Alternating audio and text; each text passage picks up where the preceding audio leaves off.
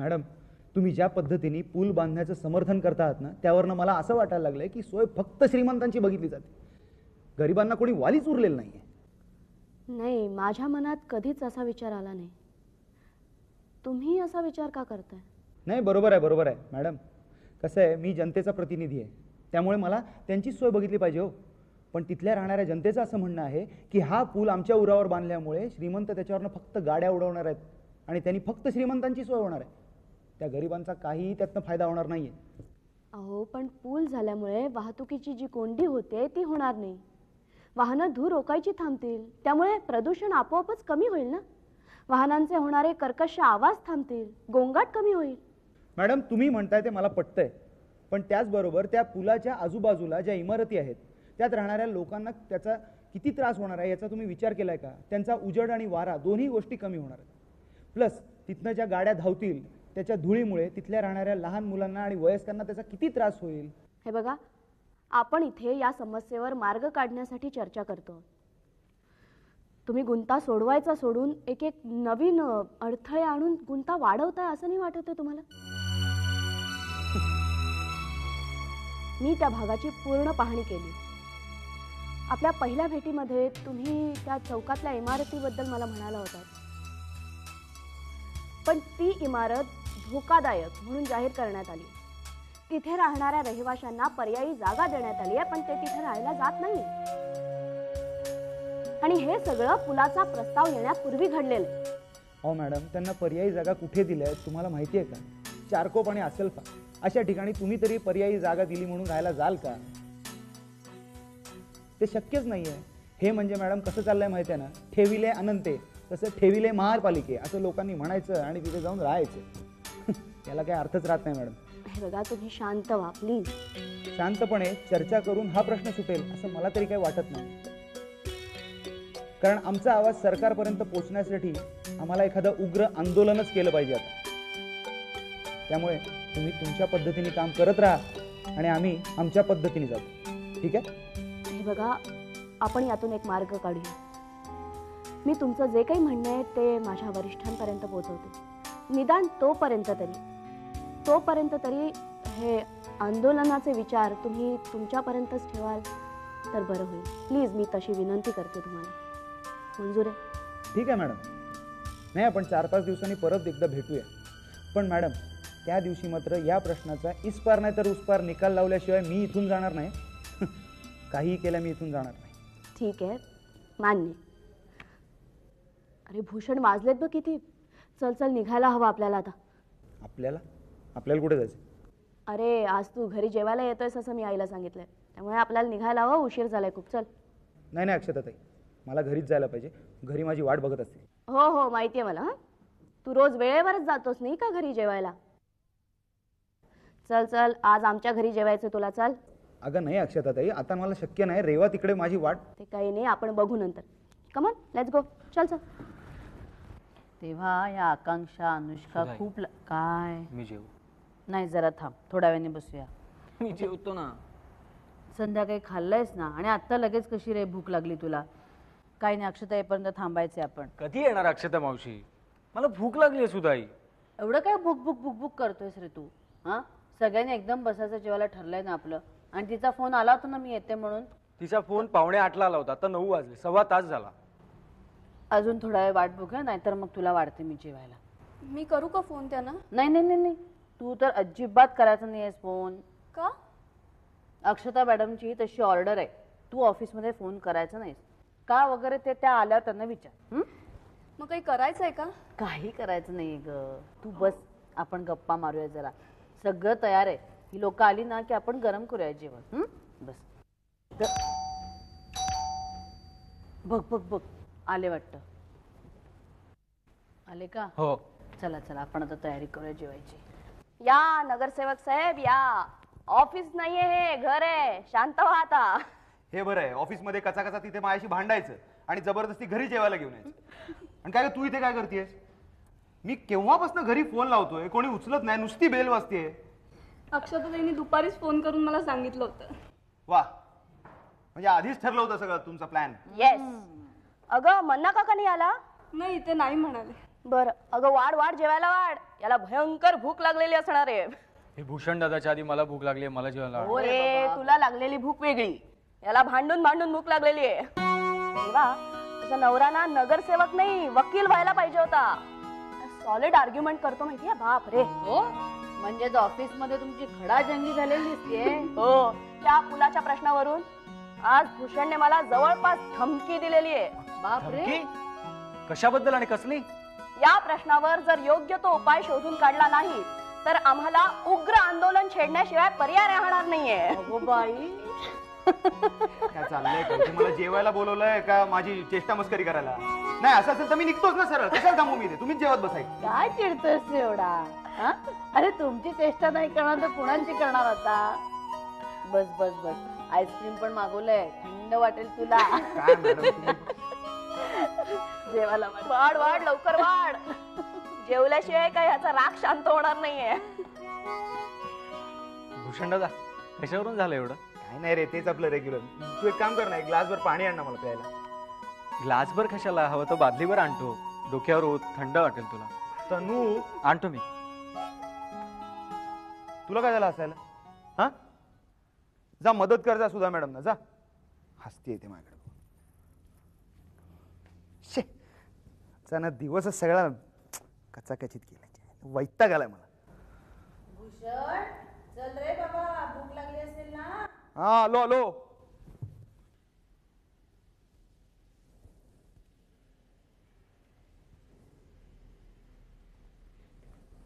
संपवलंस का रे?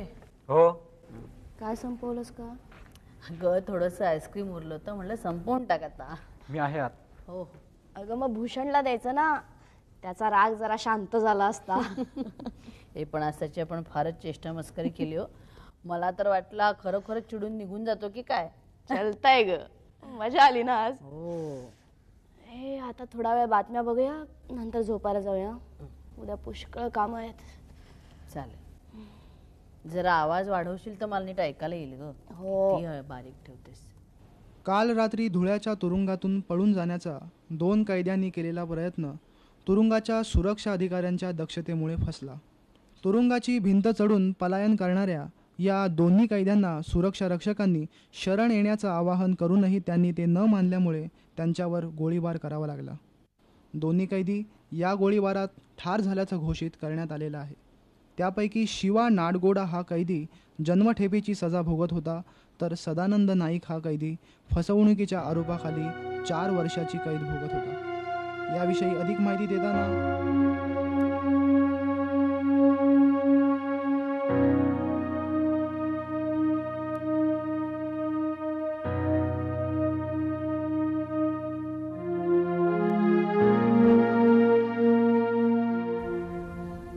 सदानंद नाईक माझा बाप असल्याचा खोटा दावा करणारा तो. त्याचं मरण असं लिहिलं होतं. एवढा विचार करू नकोस. झालं गेलं आपण विसरून जायचं असतं. अगं एवढा विचार करायला लागलीस ना तर वेड लागेल. अजून बरंच आयुष्य तुला बघायचं आहे. चला झोपायला जाऊया. उद्या खूप काम आहे ना ऑफिसमध्ये. हां चल, आणि विचार करू नकोस.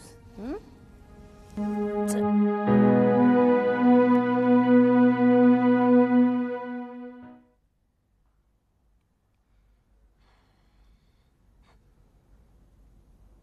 रात्रीचे 12:30 वाजलेत. सिगरेट प्यायची काही गरज आहे, समजलं? गरज आहे. तू एवढी चिडचिड का करतोयस? हे बघ, माझा पूर्ण दिवस वाईट गेलेला आहे. त्याला 70% अक्षताताई कारणीभूत आहे आणि उरलेले 30% तू कारणीभूत आहेस.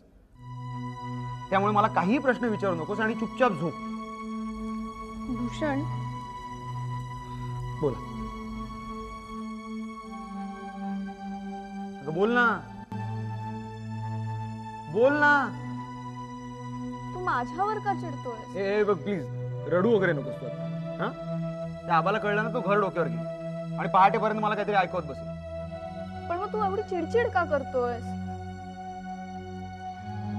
तिकडे ती अक्षताताई माझं काही ऐकून घ्यायला तयार नाही. बरं तिला काही समजायला जावं म्हटलं तर ती मुळातच हुशार आहे. त्यामुळे तिच्याकडे प्रत्येक गोष्टीला एकतर उत्तर असतं नाही तर प्रतिप्रश्न. शेवटी मीच वैतागलो, म्हटलं मीच जातो घरी. तर मला जबरदस्ती घरी घेऊन गेली. तिथे पोचतं तर तू हजर. मग आता त्याच्यात माझा काय दोष? त्याने दुपारी मला फोन करून सांगितलं रात्री जेवायला ये, भूषणला मी घेऊन येते. आबा नाही बोला, पण आबाच नाही म्हणाले. नशीब माझं आबा नाही म्हणलं ते. नाही तर तुम्ही सगळे एकत्र आला असतात आणि माझी मस्करी केली असती. कोणी केली तुझी मस्करी? त्या अक्षताताईंनी. आणि तू हसत होतीस फिदी फिदी तिथे. करारी कर्तबगार सरकारी अधिकारी म्हणून ऑफिसमध्ये 4 गोष्टी ऐकवल्या. घरी गेल्यानंतर अक्षता ताई म्हणून माझ्या फिरक्या घेतल्या. वैतागच आलाय मला. आता हे सगळं मला कसं माहिती असणार? माझ्यावर का चिडतोयस तू? चूक झाली, झक मारली तुला बोललो. आता एक काम कर, झोप मुकाट्याने. दिवस माझा गेलाच एकतर वाईट, तर रात्री.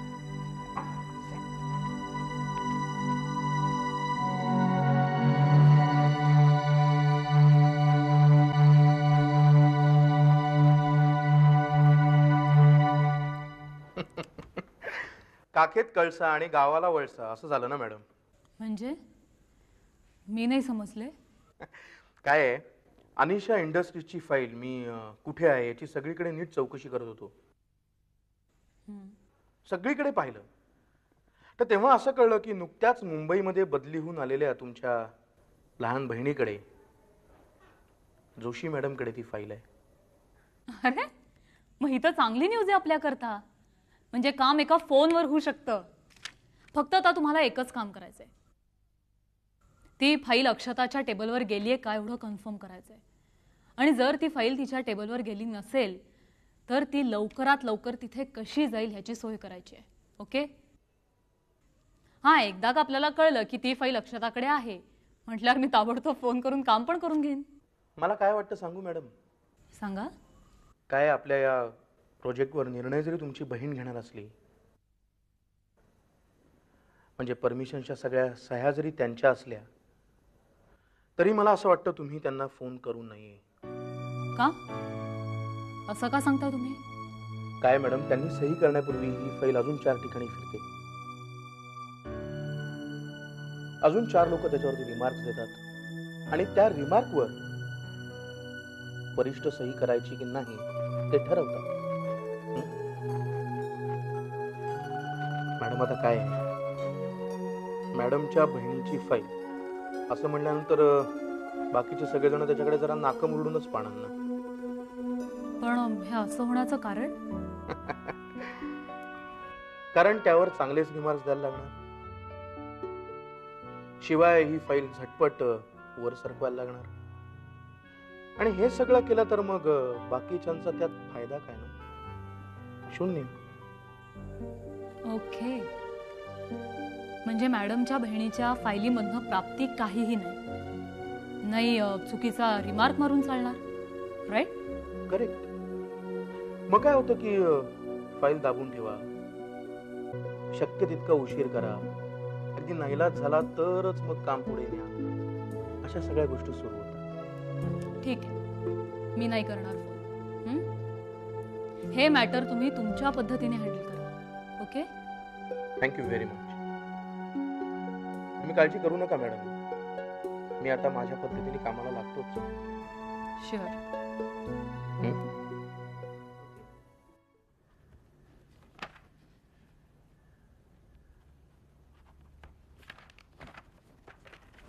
हे घ्या सोनी. आणखीन काही? मॅडम, बिपिन सरंजामे भेटायला आलेत, पाठवता ना? बिपिन सरंजामे? हां, ते अनिशा इंडस्ट्रीजच्या कामासाठी आले. हो, पण आपल्याला कसं माहीत? आपण ओळखतात आहे ना? हो, चांगलीच ओळखते. आणखीन एकदा ते येऊन गेले होते ना इथे? हो हो, पण त्यावेळी आपली आणि त्यांची भेट झाली नव्हती. मला वाटतं आपण दौऱ्यावर गेला होतात. पाठवते ना? हो, पाठवा ना. ही त्यांची फाईल. द्या.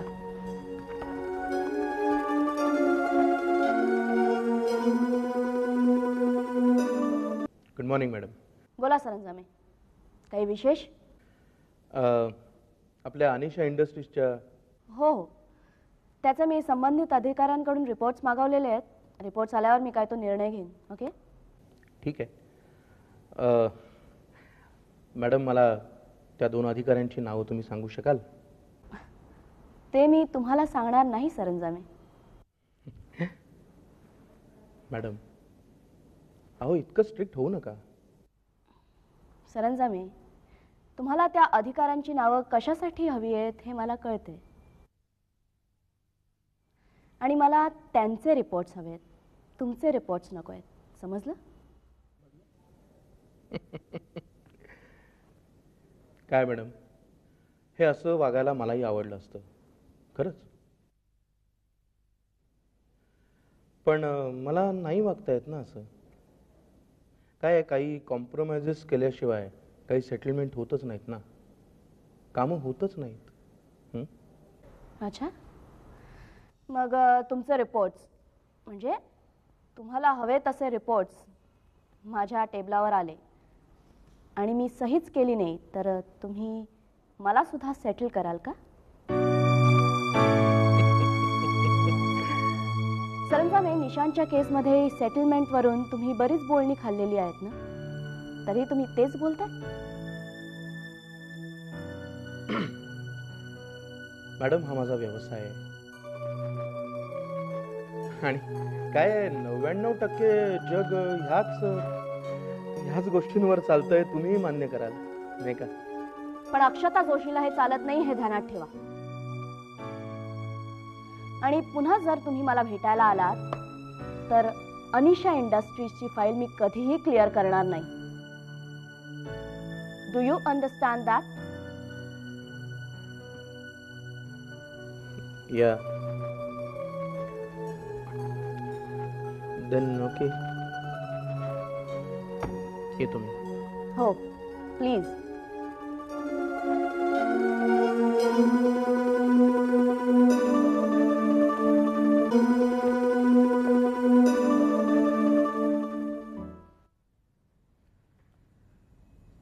मावशी, त्या सदानंद नाईकला उडवला म्हणजे बातम्यांमध्ये असं सांगितलं ना. तू लहानपणी मला घरी आल्याचं आठवत आहे. तुला कशाला हवंय हे सगळं? नाही, तू म्हणालीस ना की तो तुझा बाप असल्याचा खोटा दावा करायचा म्हणून. हे बघ तनू, मला नको नको ते प्रश्न विचारून माझं डोकं फिरवू नकोस तू, प्लीज. बरं, सॉरी.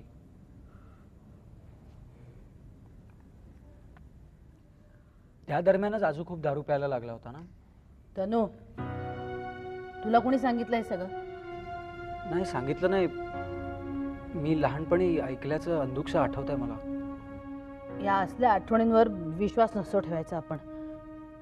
आणि तुला जा बघ, दार उघड, कोण आलंय बघ. त्याला काय करायच्यात नसते उचापती. तुझ्याशी काय बोलत होता हा? त्या सदानंद नाईक बद्दल. अक्षता जोशी कोण? काय काम होतं? या सदानंद नाईकांची असती. त्यांनी चिठ्ठीत दिलेल्या शेवटच्या इच्छेनुसार ते आपल्याकडे सुपूर्त करते. चिठ्ठी? शेवटची? काय लिहिलंय या चिठ्ठीत? ते तुम्हीच बघा आता, सही करायचे. कर कर.